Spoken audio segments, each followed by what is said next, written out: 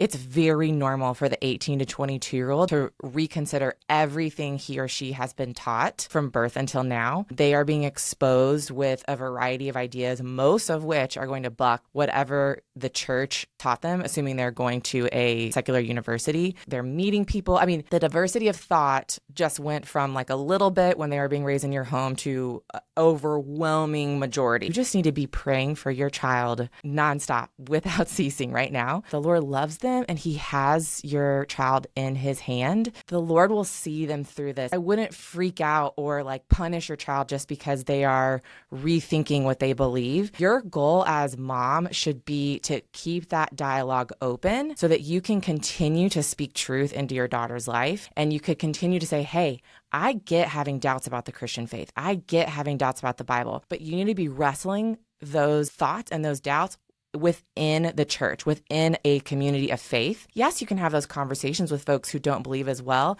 but it's not fair. Kind of showing like the logic of it's not fair to not listen to anyone who is in the faith community, but only listening to people who are outside of the faith community. If they want to be truthful and wrestling with those things, it has to be done within the church. I think as moms, it's our job to maintain fellowship with our kids. You're not going to arm wrestle your child into behavior change. She's not going to stop sleeping with her boyfriend or living with her boyfriend because you cut her off financially. I think another question would be, if your daughter was 25 versus 19, how would this look different to you? I'm not saying you should keep financially supporting her. If she was 25 and the finances were off the table, would you be addressing the situation differently? Again, I just come back to, I have a sister. There was a choice and a time where they had to decide, were they going to financially support her when she was doing something that they didn't love? And ultimately, they chose to walk through that situation with her because they thought, you know what, when all of this comes burning down, we want her to know that we are here for her. And we don't want there to be a distance to where she may not come back to us.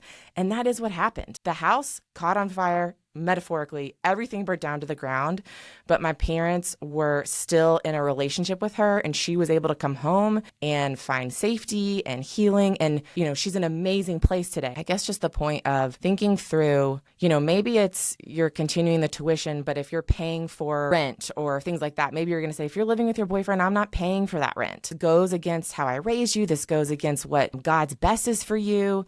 I will keep paying your tuition as long as you maintain these grades, if that was, kind of the agreement going into it. Maybe it's something totally different, but I just want to plant the idea in your head of you cannot have influence upon her. You cannot be speaking truth into her life if you try to arm wrestle her into living the way that you want her to live. And so just thinking about, how do I respond to my child in a way that maintains fellowship, that maintains communication? You want her to come to you. You want her to come to you with her questions, her doubts, all of those things.